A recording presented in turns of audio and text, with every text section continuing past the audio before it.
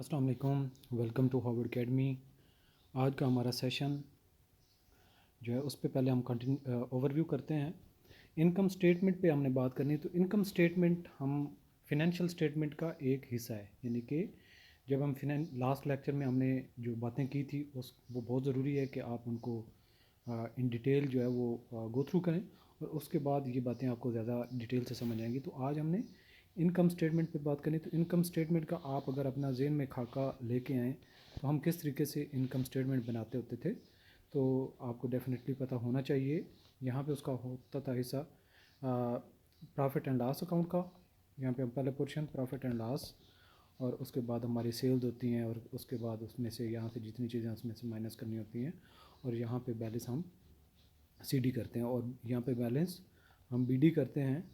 और इस तरीके से यहाँ पे उसके जितने भी फर्दर एक्सपेंसेस होते हैं वो यहाँ पे लेके आते हैं। तो यहाँ पे रेवेन्यूज़ और डायरेक्ट कास्ट, उस यानी कि कास्ट ऑफ गुड्स सोल्ड और ये बाकी जितनी डायरेक्ट कास्ट है, एक प्रोडक्ट को हमने सेल किया, सर्विसेज को सेल किया, और उसमें से कास्ट निकाली, यहाँ पे बीडी करते हैं। और यहाँ पे हम ऑपरेटिंग एक्सपेंसेस माइनस करते हैं, और उसके बाद हम नेट प्रॉफिट पे पहुँचते हैं। नेट प्रॉफिट, और इसके अलावा यहाँ पे इनडायरेक्ट इनकम भी हम ऐड करते हैं। इनडायरेक्ट इंटरेस्ट वगैरह वो इनडायरेक्ट इसलिए होता है कि वो कंपनी की या एंटिटी जिसकी भी आप फिनेंशियल स्टेटमेंट बना रहे हैं उसके डायरेक्ट ऑपरेशन की वजह से नहीं होती, बल्कि आपने कहीं ना कहीं बिजनेस की रिटेन अर्निंग्स को इन्वेस्ट किया होता है, और उसके ऊपर आपको इंटरेस्ट आता है, और इसी की वजह से यहाँ पे कोई लॉस भी हो सकता है, कोई आपको इंटरेस्ट पे करना हो या कोई इस तरह की लाइबिलिटी हो, तो वो इनडायरेक्ट होती हैं।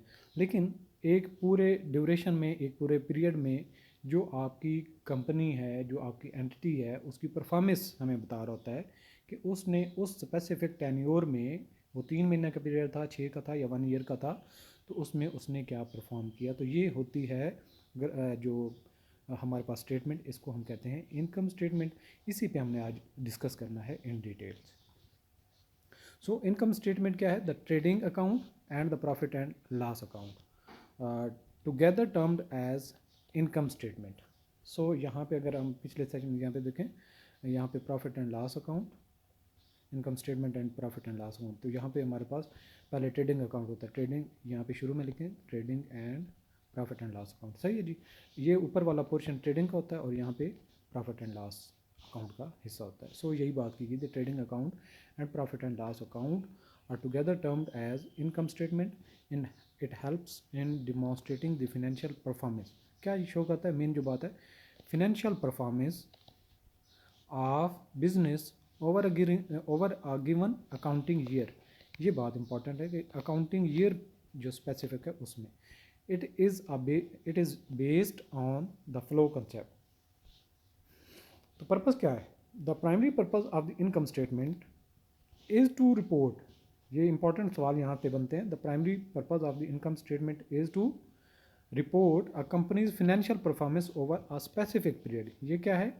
फिनेंशियल परफॉर्मेंस है, फिनेंशियल पोजीशन नहीं, बल्कि फिनेंशियल परफॉर्मेंस। जबकि बैलेंस शीट की बात होती है तो फिनेंशियल पोजीशन होती है, तो ये over a specific period of time होती है, वो एक स्पेसिफिक पॉइंट पे होती है। टिपिकली मंथ, एक मंथ का हो सकता है, क्वार्टर हो सकता है, या एक ईयर हो सकता है। दोबारा से आप पढ़ें, the primary purpose of the income statement is to report the company's financial performance over a specific period. ये टिपिकली एक महीने का भी पीरियड हो सकता है, क्वार्टर भी हो सकता है, या फिर एक कंप्लीट ईयर भी हो सकता है। तो रेवेन्यू क्या है इसमें? जो सेल्स होती हैं हमारी।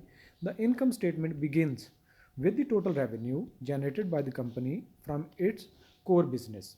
अच्छा, यहाँ पे एक और इम्पॉर्टेंट बात है कि अगर जब आप ट्रेडिंग अकाउंट बना रहे होते हैं तो हो सकता है कि आपकी कंपनी जो है उसकी कई सारी प्रोडक्ट्स हों। प्रोडक्ट ए है, बी है, सी है, डी है, और उसकी सर्विसेज जो हैं वो सर्विसेज भी हैं, सर्विसेज ई है, एफ है, कोई भी नाम आप देते हैं। तो जितनी भी आप इनसे रेवेन्यू करते हैं उन सब को ऐड अप करके आपने शो करना होता है। हालांकि हर एक का अलग अलग से नहीं आपने बनाना होता। तो जितने भी हम trading and profit and loss account बनाना सीखते हैं उसमें सिंगल सेल होती है, लेकिन उससे मुराद जितनी भी आपकी सेल हुई होती है बिजनेस की, उन सबको ऐड अप किया होता है। So from its core business operations including sales of goods और सर्विसेज, दोनों इसमें आती हैं, सेल्स ऑफ गुड्स भी और सर्विसेज भी। इसके अलावा उसकी interest income, other sources of revenue, वो भी इसमें हम ऐड करते हैं इस इनकम स्टेटमेंट में। सो कास्ट ऑफ गुड्स सोल्ड क्या होता है? जो चीज़ हम सेल कर रहे हैं उस पर हमें कास्ट कितनी पड़ रही है, द कास्ट। और ये जो है कास्ट अकाउंटिंग का एक हिस्सा है जिसमें हम जो है CGS यानी कि कास्ट ऑफ गुड्स सोल्ड जो है उसकी एक कंप्लीट स्टेटमेंट बने। कास्ट अकाउंटिंग का ये पोर्शन है जिसमें हम cost of goods sold calculate करते थे। तो सेल में से ये माइनस की जाती है। The cost of goods sold represent the direct cost. उसमें कौन कौन सी कास्ट होती है? Direct cost incurred to produce to और डिलीवर गुड्स और services sold by the company. It include cost such as raw material यानी कि जिसको डायरेक्ट मटेरियल कहते हैं, डायरेक्ट लेबर, और मैन्युफैक्चरिंग जिसको ओवरहेड कहते हैं। अच्छा जी, ट्रेडिंग अकाउंट में हम जो टोटल सेल में से कास्ट माइनस करते हैं, डायरेक्ट कास्ट, उसके बाद जो हमें बैलेंस बचता है उसको हम ग्रॉस प्रॉफिट कहते हैं। The gross profit is calculated by subtracting the cost of goods sold from a total revenue. It represents the profit earn from the company's core operation before considering other operation expenses. Operational या operating expenses को consider करने से पहले जो हमारे पास direct expenses हैं वो minus करते हैं तो हमारे पास ग्रॉस प्रॉफिट आता है। ठीक है जी, यानी कि सेल माइनस ये क्या होता है? सेल्स, और उसमें से माइनस करते हैं COGS, cost of goods sold. सही है जी। ये तो ग्रॉस प्रॉफिट की हमने क्या बात की है? Sale minus COGS, cost of good sold. इसके बाद ये तो हो गए डायरेक्ट एक्सपेंसेस। अब जब हम ग्रॉस प्रॉफिट निकाल लेते हैं तो प्रॉफिट एंड लॉस अकाउंट की तरफ हम जब मूव करते हैं तो ऑपरेटिंग एक्सपेंसेस, जो छोटे मोटे एक्सपेंसेस बाकी बिज़नेस को चलाने के लिए, जो चीज़ प्रोड्यूस करने के लिए हमें बाकी जो एंटिटी है उसको ऑपरेट करने के लिए जितने हमें कास्ट इन्वॉल्व होती है उसको हम ऑपरेटिंग एक्सपेंसेस कहते हैं। तो ये भी माइनस करते हैं और ये माइनस ग्रॉस प्रॉफिट में से करते हैं। और ग्रॉस प्रॉफिट में कुछ चीज़ें ऐड होती हैं जो हमारी अदर इनकम होती हैं। Operating expenses include various cost incurred in running the business such as salaries and wages, rent, utilities जो बिजली के बिल होते हैं, गैस के bill, whatsoever, marketing expenses, research and development expenses and other overhead expenses, ये सारे इसमें से हम माइनस करते हैं तो ऑपरेटिंग इनकम हमारे पास आ जाती है। Operating income also known as operating profit, यानी कि जो ग्रॉस प्रॉफिट होता है उसमें से ऑपरेटिंग एक्सपेंसेस माइनस करते हैं तो हमारे पास ऑपरेटिंग इनकम आती है। इसको दूसरा नाम ऑपरेटिंग प्रॉफिट भी कहते हैं और ऑपरेटिंग अर्निंग्स भी कहते हैं, कोई भी नाम दिया जा सकता है। यानी कि एक ही बात है, जिसके साथ ऑपरेटिंग लगा होगा वो ऑपरेटिंग इनकम कहें, ऑपरेटिंग प्रॉफिट कहें, ऑपरेटिंग अर्निंग्स कहें, एक ही बात होगा। ये किस तरह हासिल होता है? Is obtained by subtracting operating expenses from the gross profit. तो ग्रॉस प्रॉफिट की जो अमाउंट होती है उसमें से ऑपरेटिंग एक्सपेंसेस माइनस करने से हमारे पास ऑपरेटिंग इनकम, ऑपरेटिंग प्रॉफिट या फिर ऑपरेटिंग अर्निंग, जो भी आप नाम देते हैं, वो हासिल होता है। It reflects the profitability of the company's core operation. ये क्या रिफ्लेक्ट करता है कि profitability of the company's core operation, यानी कि जो कोर ऑपरेशंस को कंसिडर करने के बाद हमें हासिल होता है प्रॉफिट, उसको हम क्या कहते हैं? Profitability of A company. इसके अलावा हम मज़ीद जो नॉन ऑपरेटिंग आइटम्स होते हैं उनको भी, जो प्रॉफिट वाले होते हैं उनको ऐड करते हैं, और जो खर्चे होते हैं, एक्सपेंसेस होते हैं, लॉसेस होते हैं, उनको हम सब्सट्रैक्ट करते हैं। सो नॉन ऑपरेटिंग आइटम्स, इनको क्या है? नॉन ऑपरेटिंग कहते हैं, क्योंकि ये ऑपरेटिंग एक्सपेंसेस नहीं होते बल्कि अदर देन ऑपरेटिंग एक्सपेंसेस होते हैं।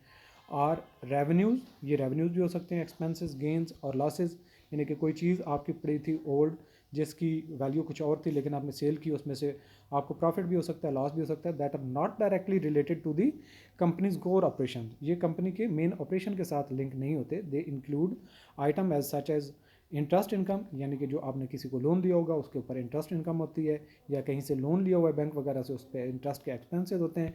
गेंस, कोई ओल्ड चीज़ें पड़ी हुई थी उनके ऊपर प्रॉफिट हासिल हो गया, यानी कि जो कास्ट थी 500 शो हो रही थी, आपका 700 का बिक गया, 200 ऊपर जो है वो गेन हो गया। या इसी तरह से लॉस भी हो सकता है from investment and other non operating activities. इसके अलावा भी जो बाकी कोई ऑपरेटिंग एक्टिविटी होगी उनको हम नॉन ऑपरेटिंग आइटम्स कहते हैं। उनमें से कुछ प्रॉफिट के हो सकते हैं, कुछ लॉसेस के हो सकते हैं, या एक्सपेंसेस में आ सकते हैं। तो अब इनको माइनस और ऐड करने के बाद जो हमें फिगर हासिल होता है वो नेट इनकम। तो net income also referred to as net profit or net earnings is a final figure on the income statement. It is calculated by subtracting non-operating items from operating income. जो operating income operating expenses को minus करने के बाद हमें हासिल हुई थी उसमें हम माइनस करते हैं खर्चों को। Net income represents the overall profitability of the company after considering all revenues, expenses, gains and losses, जितनी भी चीज़ें होती हैं उन सबको कंसिडर करने के बाद जो हमारा फिगर्स आते हैं उनको हम नेट प्रॉफिट कहते हैं। इसके बाद आ जाता है जो हमारे पास अर्निंग पर शेयर, यानी कि जितनी आपकी नेट प्रॉफिट है, जितनी ऑन एवरेज आपके शेयर्स हैं उनके ऊपर डिवाइड करें तो पर शेयर जितनी आपकी अर्निंग बनती है उसको ईपीएस कहते हैं, earning per share. Earning per share is a key financial metric derived from net income dividing it by the average number. ये बात आपने याद रखनी, नेट इनकम को डिवाइड किससे करना है, average number of outstanding share. EPS is often used by investors to assess a company's profitability on a pre-share basis, यानी कि pre-share basis के पर EPS is often used by investors to assess the company's profitability, कि जो भी investor होता है वो इन्वेस्टमेंट करने से पहले जो डिसीजन लेता है वो नॉर्मली इस चीज़ को कंसीडर करता है कि उसका जो है वो पर शेयर कितना अर्निंग दे रहा है। इसकी इंपॉर्टेंस क्या है इनकम स्टेटमेंट की? Income statement provide essential information for internal and external stakeholders including investors, lenders and management to evaluate the financial performance। यानी कि जो lenders हैं, investors हैं, उनको ये सारी information काम आती हैं जिससे वो बिजनेस की परफॉर्मेंस, जो उसकी प्रॉफिटेबिलिटी है और sustainability of the company, it is also use to in comparative analysis.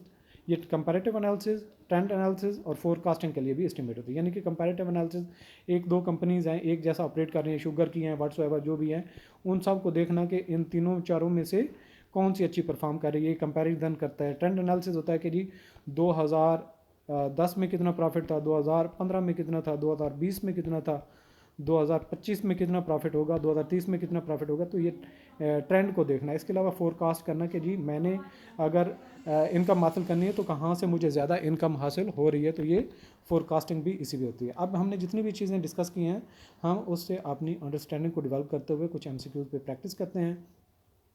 अगर आपने ध्यान से ये पूरे लेसन को सुना है, सारे लेक्चर को अंडरस्टैंड कर लिया है, तो ये आप आसानी से क्वेश्चंस को अटेम्प्ट कर सकते हैं। ये किस्म की आपकी प्रैक्टिस हो जाती है। क्वेश्चन नंबर 1 है हमारे पास, which financial statement summarises a company's revenues, expenses, gain and losses for a specific period. कि एक स्पेसिफिक पीरियड में कौन सी वो स्टेटमेंट यहाँ पे जो गिवन है उनमें से है जो रेवेन्यूज को कंसिडर करती है, expenses, gains and losses for a specific period. तो हमने जिस पे डिटेल से बात की है वो क्या थी, balance sheet, cash flow, income statement, statement of retained earning. तो डेफिनेटली आपको याद होना चाहिए, इनकम स्टेटमेंट पे हमने डिटेल से बात की है, तो वही है ऑप्शन हमारा। तो नेक्स्ट हमारा क्वेश्चन 2 है, what is the primary purpose of an income statement. Income statement का प्राइमरी पर्पस क्या है? Report companies financial performance, definitely ये बात भी ठीक है। Calculate the total assets of A company, यहाँ पे एसेट की कोई बात नहीं होती इनकम स्टेटमेंट में। डिटरमिन अ कंपनीज कैश फ्लोज, यहाँ पे भी कोई बात नहीं होती कैश फ्लोज के बारे में। असेस ए कंपनीज लिक्विडिटी पोजीशन, यहाँ पे भी बात कोई नहीं होती। तो हमारा ऑप्शन ज़्यादा जो लगता है वो ठीक ए है, report a company's financial performance. Next हमारा क्वेश्चन 3 है, where does the income statement begin. Income statement जो है वो कहाँ से शुरू होती है? With operating income, with total expenses, with net income, with total revenue. तो डेफिनेटली हमने बात की थी कि जितनी हमारी गुड्स और सर्विसेज की सेल होती है वहाँ से हमारी जो है वो इनकम स्टेटमेंट शुरू होती है, यानी कि विद टोटल रेवेन्यू। नेक्स्ट हमारा क्वेश्चन 4 है, what does the cost of good sold represent. Cost of good sold से क्या मुराद है, उसमें क्या क्या चीज़ें आती है? Direct cost incurred in running the business, ये बात नहीं है, रनिंग द बिजनेस की बात नहीं होती बल्कि प्रोडक्ट की बात हो रही थी। नॉन ऑपरेटिंग एक्सपेंसेस, ये भी बात नहीं है। Indirect cost associated with production, ये भी बात नहीं है। कास्ट ऑफ गुड्स और services sold by the company, ये हमारा ऑप्शन ज़्यादा बेहतर लगता है, बी, कास्ट ऑफ गुड्स और services sold by a company. Next हमारा क्वेश्चन 5 है, how is gross profit calculated. Gross profit कैसे हमारे पास आता है? टोटल रेवेन्यूज में से कास्ट ऑफ गुड्स सोल्ड हम माइनस करते हैं या डायरेक्ट कास्ट हम माइनस करते हैं, तो उसके बाद हमारे पास ग्रास प्रॉफिट होता है। तो देखते हैं हमारे पास कौन सा ऑप्शन ठीक है। Total revenue minus operating income, यानी कि टोटल रेवेन्यू में से operating expenses, total revenue minus total expenses, total revenue minus cost of goods sold, total revenue plus. तो ये हमारा ऑप्शन जो सी है वो ज़्यादा बेहतर लगता है। तो देखते हैं सी ऑप्शन हमारा ठीक है, total revenue minus cost of good sold. Next हमारा क्वेश्चन 6 है। अब इसके बाद सॉल्व आप लोगों ने करने, मैंने सिर्फ ऑप्शन को हाईलाइट करूंगा। What do operating expenses include. Operating expenses में क्या कुछ शामिल होता है? Non operating revenues, costs incurred in delivering goods और services, indirect cost associated with production, cost of goods sold. तो आपने इसमें से राइट ऑप्शन देखना है, तो ऑप्शन बी जो है, cost incurred in delivering goods और सर्विसेज। नेक्स्ट हमारा क्वेश्चन 7 है, what is net income on the income statement, what is net income on the income statement. तो एक मैं हिंट आपको देता हूँ, डायरेक्ट एक्सपेंसेस माइनस करने के बाद जो रेवेन्यूज में से हमारे पास ग्रॉस प्रॉफिट आता है, जीपी ग्रॉस प्रॉफिट, और ग्रॉस प्रॉफिट में से ऑपरेटिंग एक्सपेंसेस माइनस करने के बाद ऑपरेटिंग एक्सपेंसेस माइनस करने के बाद ऑपरेटिंग इनकम आती है। सही है, ऑपरेटिंग एक्सपेंसेस माइनस करने के बाद। तो यहाँ पे सवाल क्या है, what is net income on the income statement. और ऑपरेटिंग इनकम जब आती है तो हमारे पास नॉन ऑपरेटिंग एक्टिविटीज़ जो हैं आइटम, उनको माइनस करने के बाद हमारे पास नेट इनकम आ जाती है। सही है, नेट इनकम तब आता। तो total revenue minus operating expenses, तो ये तो हमारे पास ऑपरेटिंग प्रॉफिट आता है। Gross profit minus operating expenses, operating income plus non operating items, operating income minus non operating item. तो ये ऑप्शन डी जो है वो ज़्यादा बेटर लगता है। तो option D is right option, operating income minus non operating items. Question number 8 and next हमारा है, how is earning per share calculated. Earning per share कैसे कैलकुलेट की जाती है। जब ये रीड कर रहे थे तो मैंने आपको उस पर फोकस किया था, net income divided by total equity, total revenue divided by average number of shares, net income divided by average number of shares, D option है gross profit divided by average number of share. तो यहाँ पे आपकी काबिलियत है, दो question आपस में बहुत ऑप्शन जो है वो मैच करते हैं, लेकिन आपने सही ऑप्शन जो है वो चूज़ करना है। तो सी ऑप्शन हमारा ठीक है, net income divided by average number of. तो नेट इनकम की हमने बात की थी, बाकी हमने average number of outstanding shares की बात की थी। नेक्स्ट हमारा क्वेश्चन नंबर 9 है, why is the income statement important to stakeholders. Stakeholder के लिए इनकम स्टेटमेंट क्यों ज़रूरी था, इस पर भी हमने फोकस किया था।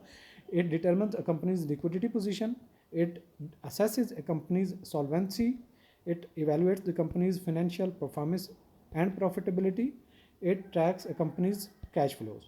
So C option हमारा ज़्यादा बेटर लग रहा है, C option is right option, it evaluates a company's financial performance and profitability.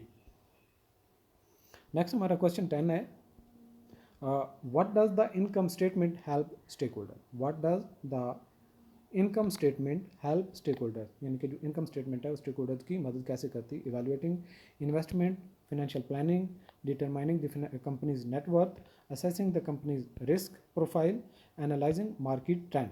तो इसमें राइट ऑप्शन हमारे पास कौन सा है, option A evaluating investment and financial planning, क्योंकि जो स्टेक होल्डर्स हैं वो अपनी फाइनेंशियल प्लानिंग करते हैं और इन्वेस्टमेंट के डिसीजंस करते हैं और इवेलुएट करते हैं बिजनेस को, उसकी बेसिस पे अपने डिसीजन करते हैं। तो ये जो जितने भी हमारे लेक्चर सीरीज़ है, आपके कोई भी कॉमर्स मैनेजमेंट साइंसेज के रेलिवेंट कोई भी जॉब है, कोई भी इंटरव्यू, उसके लिए इक्वली इंपॉर्टेंट है, इक्वली एप्लीकेबल है। ये कंसेप्चुअल प्रैक्टिस के साथ जो कोर्स है, इस कंप्लीट कोर्स को आप हार्वर्ड अकेडमी के प्लेटफॉर्म से ज्वाइन कर सकते हैं। आप हमारी वेबसाइट www.harvardacademy.com को विजिट कर सकते हैं और हमारे कोर्स में शामिल हो सकते हैं। थैंक्स फॉर वॉचिंग, अल्लाह हाफिज़।